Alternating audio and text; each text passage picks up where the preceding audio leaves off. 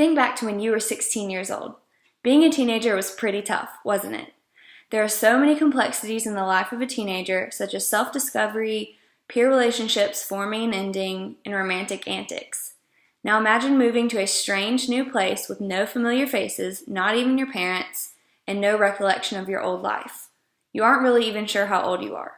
All you remember is your first name. This is exactly what happens to Thomas in The Maze Runner by James Dashner. The Maze Runner is about a group of boys who have been placed by an unknown source into an area they call the Glade, which is surrounded by stone walls that form a maze.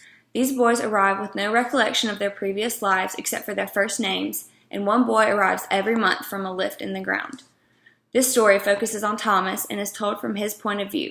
It begins with his confusing arrival into the Glade. Thomas soon learns the different jobs within the Glade, and one of them catches his eye.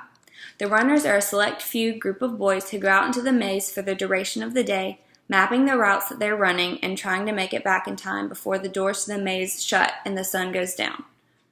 Getting locked into the maze is a fatal mistake, since there are deadly creatures in the maze called grievers who come out at night. The goal of the boys has been for the last 2 years to find a way out of the maze, but so far they've made little progress, until something very strange happens. Shortly after Thomas shows up, the lift sends up another person into the Glade.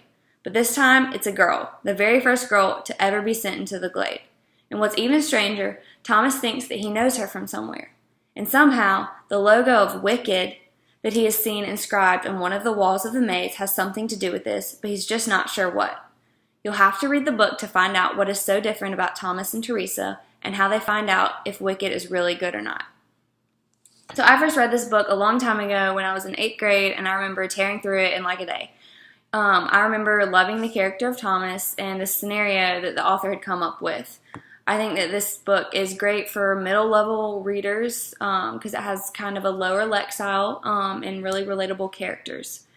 Reading the story from a first-person point of view really allows the reader to connect with the emotions and thoughts of Thomas, many of which are applicable to teenagers in the real world today.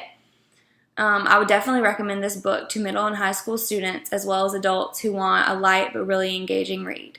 And the book is actually the first in a trilogy, and I would also highly recommend the other two, The Scorched Trials and The Death Cure. So if you're looking for a Lord of the Flies equivalent for a 6th to 8th grade range, this is the book for you. The Maze Runner is funny, serious, fast-paced, confusing, and engaging. It involves themes such as chaos and order, fear and identity, sacrifice, and it calls into question what the basis for making ethical decisions should be. And I'll leave you with this quote from the end of the book. The mission of Wicked is to serve and preserve humanity, no matter the cost. We are indeed good.